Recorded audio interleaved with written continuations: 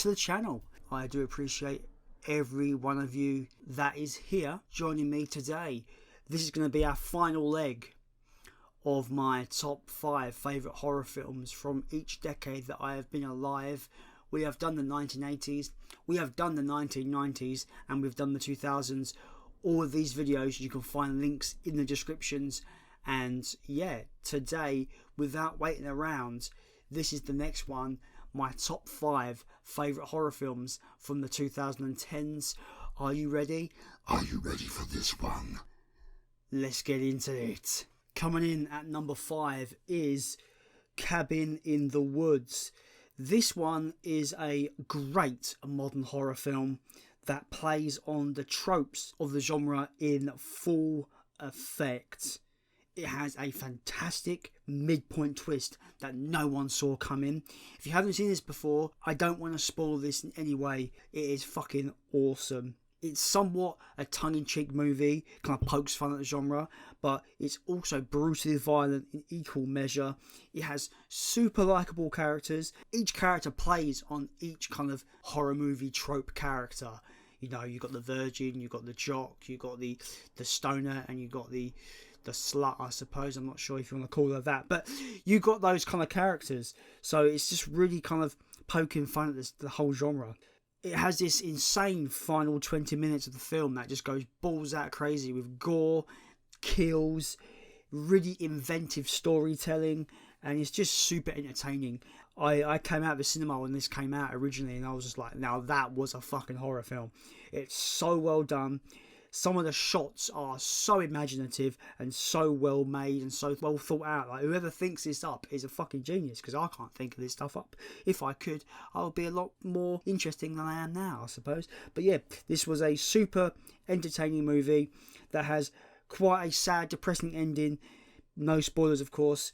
This is one of the best examples of a standalone horror film that has no sequels, nor should it have any sequels. This should stand on its own. But yeah, it's a true love letter to the genre as a whole, and every horror fan for the love of horror needs to go and see this film. It's a must watch. Stabbing its way to number 4 is You're Next.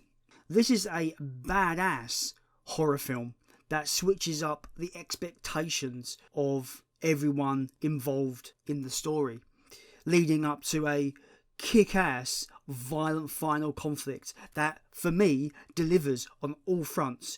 Gore, check. Kills, check. A badass final girl, check. It's all there, and it's done exceptionally well. For me, the film's midway point twist changes the entire viewpoint of the film. It's very unexpected and it's very well planned out. It makes for multiple reviewings, even more interesting and even more entertaining as a result.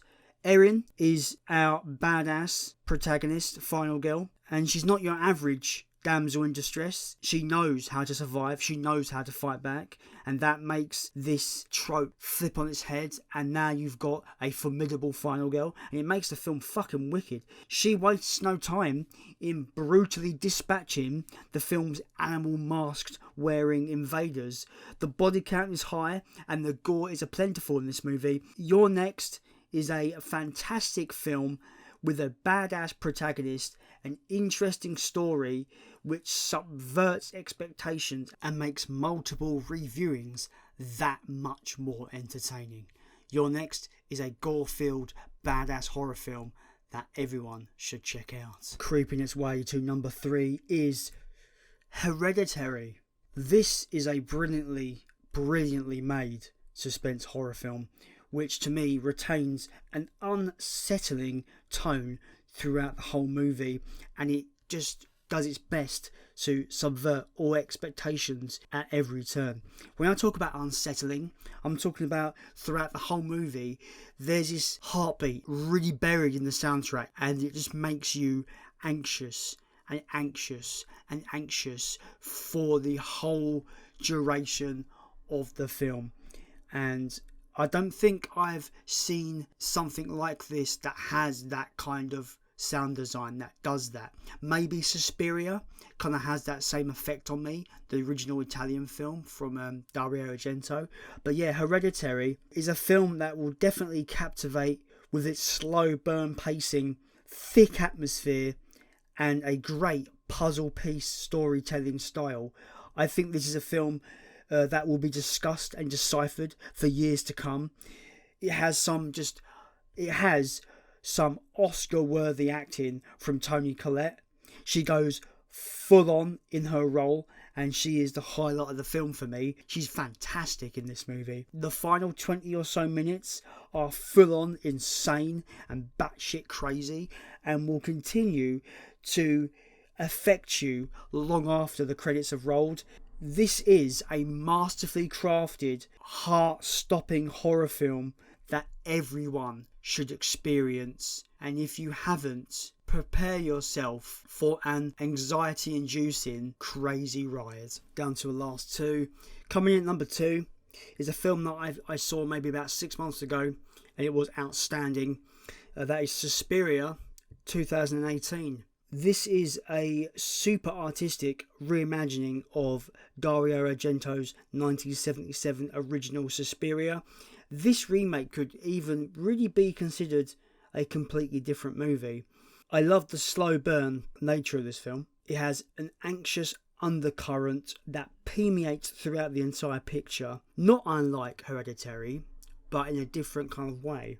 The atmosphere is throughout the whole film until you're covered in blood and viscera by the end of it. It presents really deep themes of motherhood, matriarchy, and the abuse of power with unrelenting melancholy.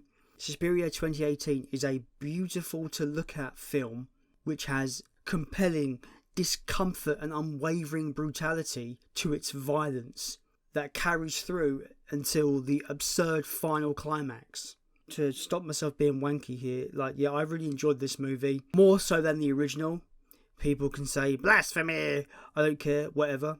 Unsubscribe. I didn't like that original film, but I love this one. I just think this film is dark, it's beautifully performed, it's wrapped up in this bow of just crippling melancholy. It's brutal and it's brilliant at the same time. I love this one, it's fantastic. Down to our number 1 on the list, the final one.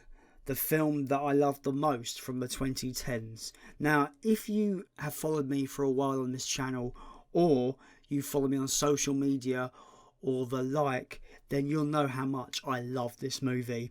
My number 1 is Evil Dead from 2013. This is what all remakes will be measured by, even though there have been some great horror remakes out there. I think just Evil Dead 2013 is above the pack, bringing a great cast of characters, even the silly ones, and a intelligent story beat that keeps all of them at the cabin.